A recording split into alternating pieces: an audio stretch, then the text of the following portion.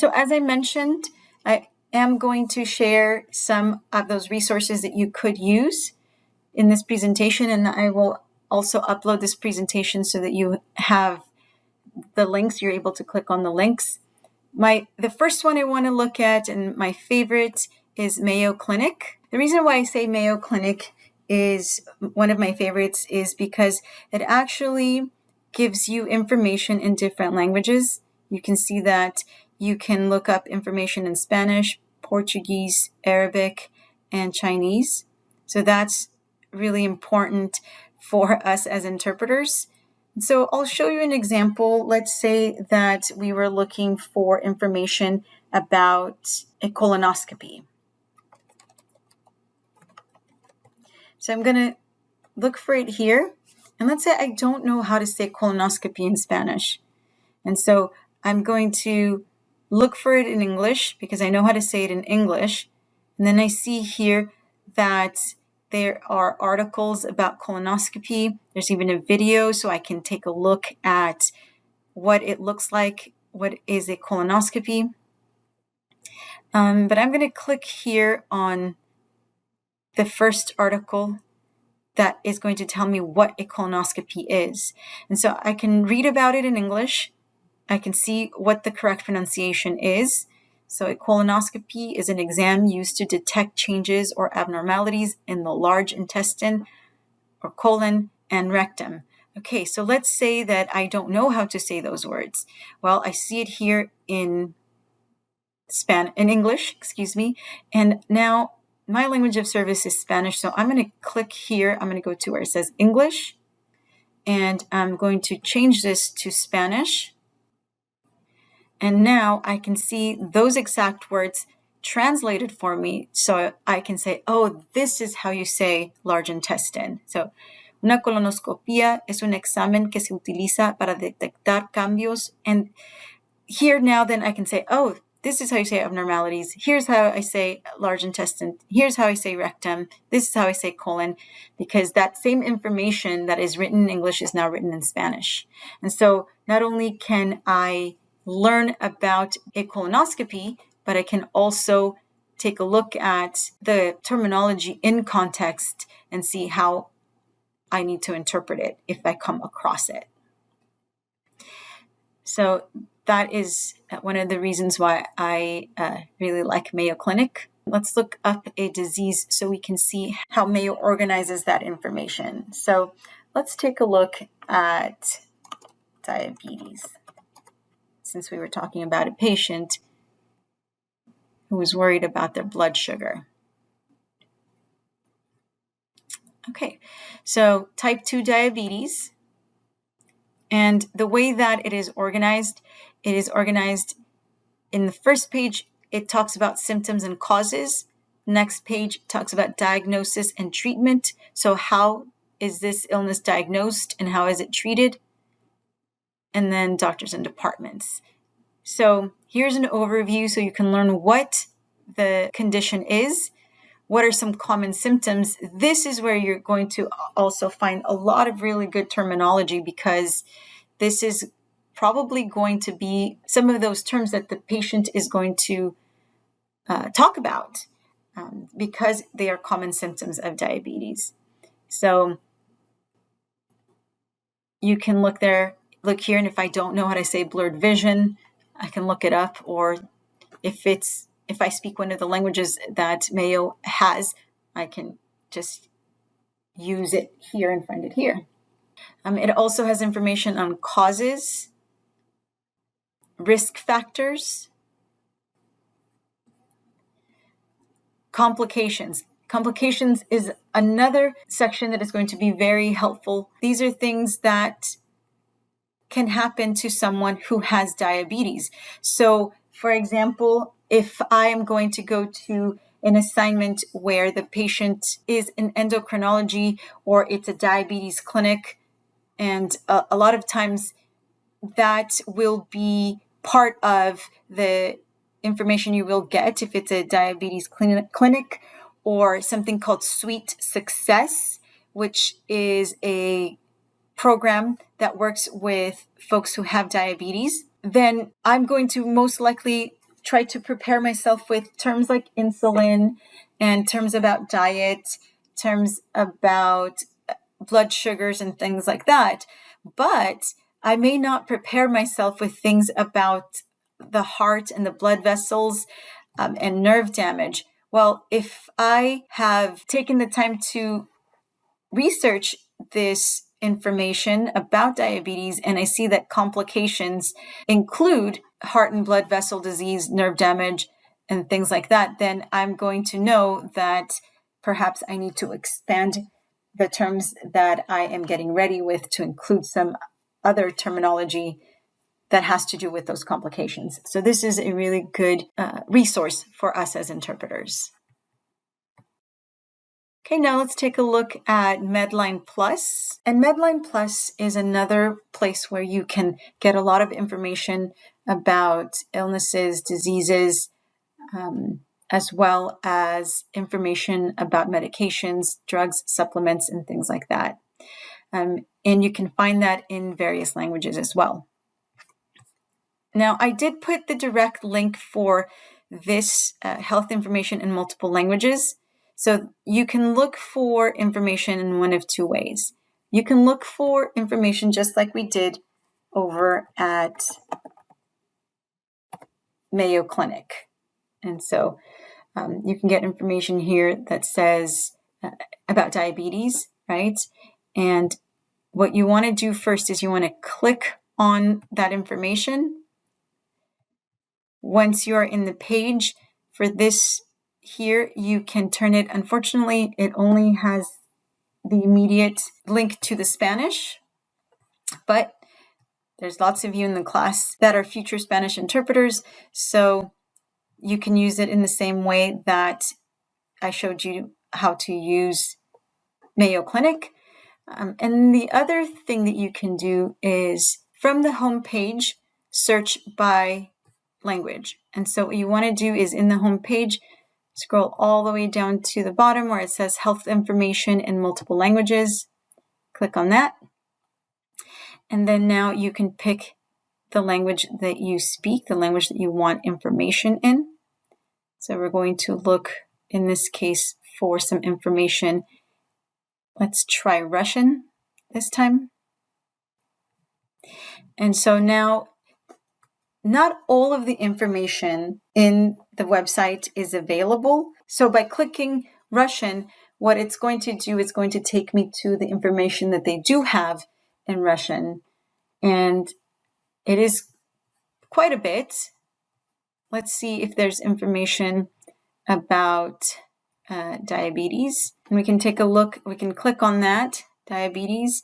What I really like about this and how they present the information on Medline Plus is because it presents it to you side by side. So here's the information in English, and here it is the exact information in Russian. The information about what diabetes is, risk factors for diabetes, signs of diabetes, care. And so really good information, but also a really good way to find information on terms within context. Okay, the next one we're going to look at is resources from the Center for Culture, Ethnicity, and Health. And this is an Australian website that is really nicely kept. Even though it is Australian, they do have a lot of really good information that you can still use.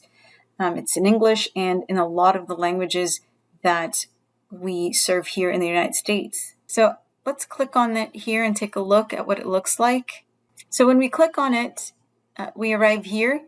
We're going to go to resources, and we're going to go down to health translations and multilingual resources. That's going to bring us to this page, and we can search in different ways. We can, again, search by a topic. We can search by language. And let's try looking for diabetes one more time to see what we get.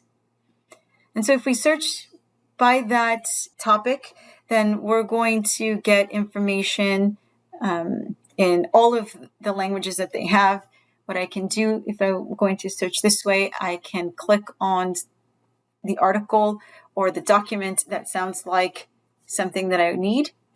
So I'll click on that, and then it's going to tell me here that they have it in Chinese and they have it in Vietnamese. Or I can search by language.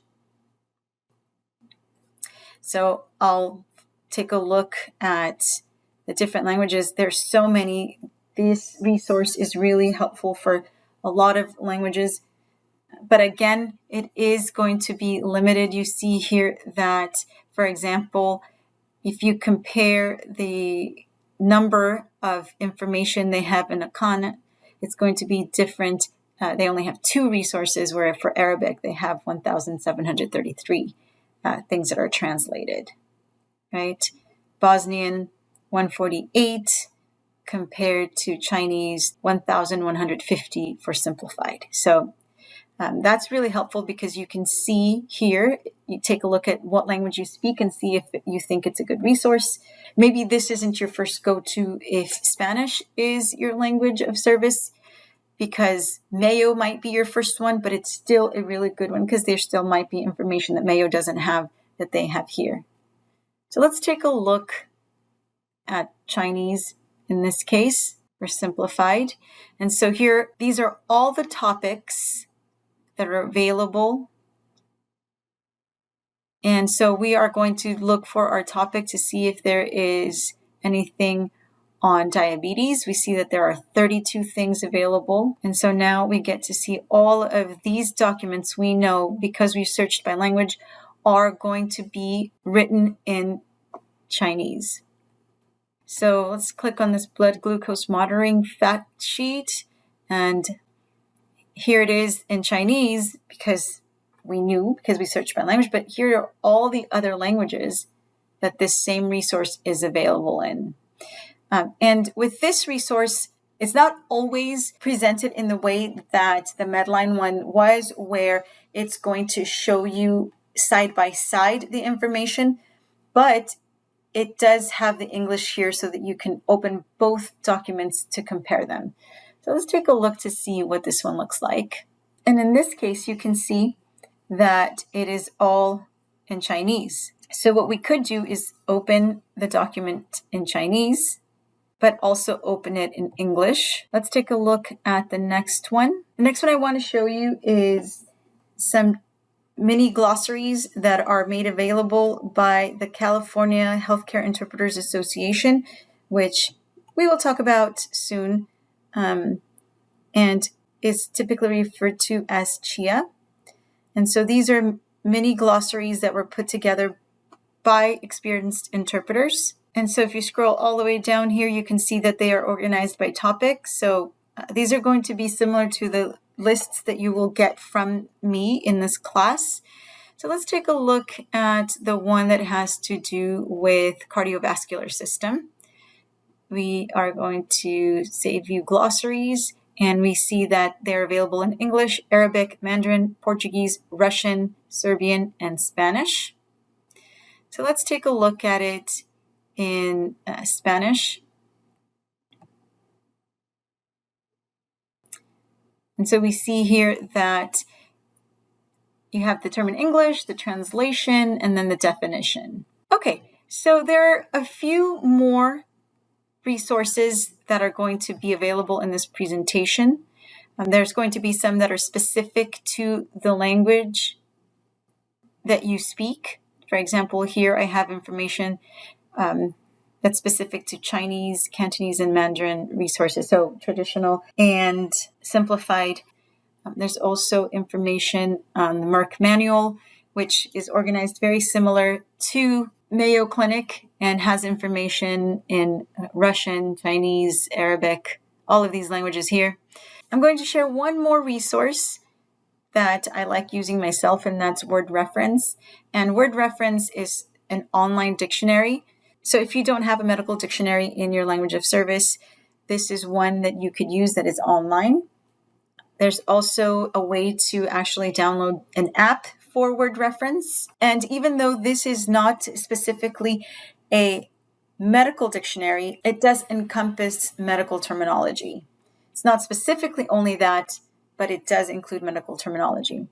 And so you can see that it is also available in a lot of languages.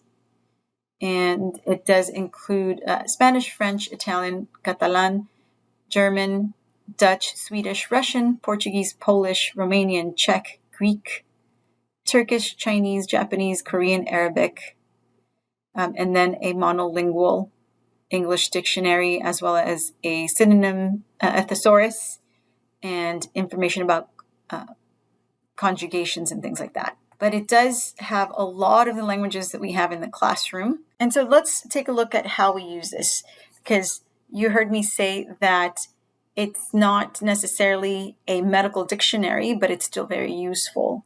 So let's look at the term sign. So the term sign can be used in a lot of different contexts. I see that there are so many ways to say it in Spanish, and it's going to depend on context. So if I'm looking for a traffic notice, for example, a stop sign, then I'm going to say señal.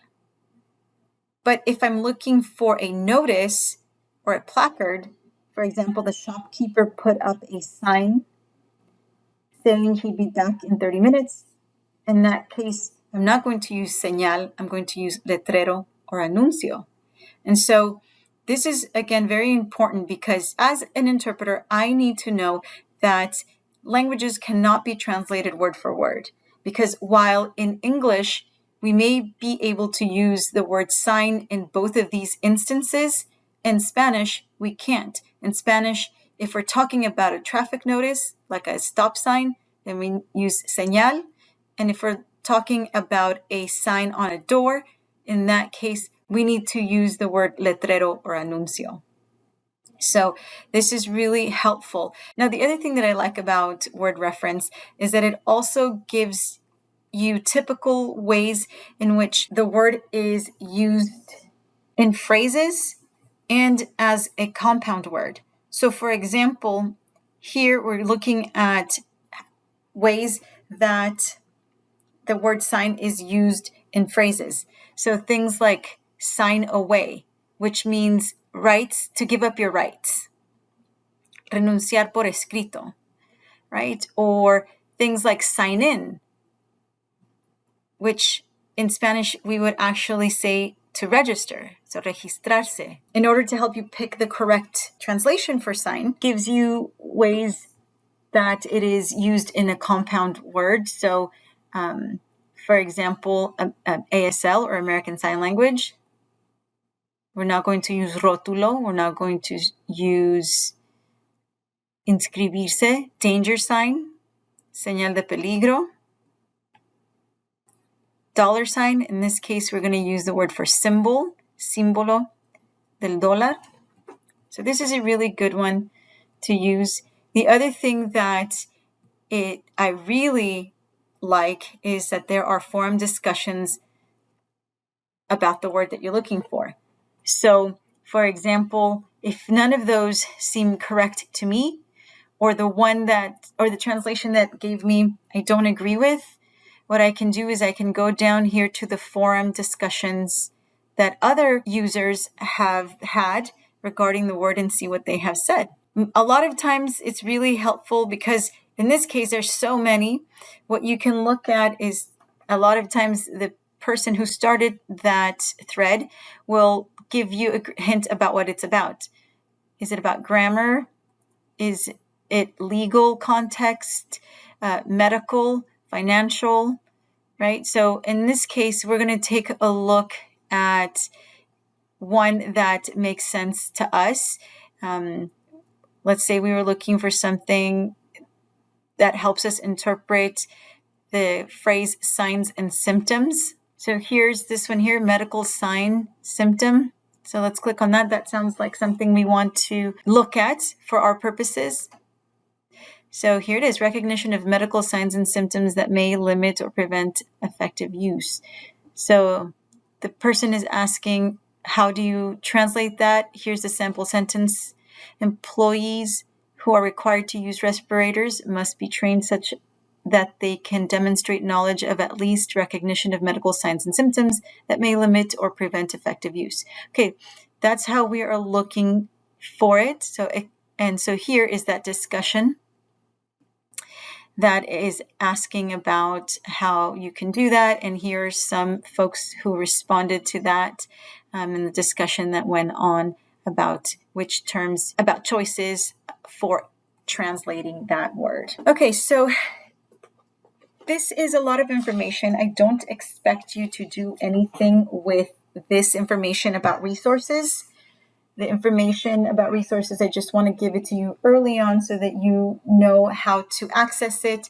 And if you don't have a medical dictionary, I did tell you that it would be okay not to purchase one where before it was required because we have these resources. Now, if you want to purchase a medical dictionary and you prefer to have a physical dictionary, that's fine. But I did want to give you information about these resources that are free.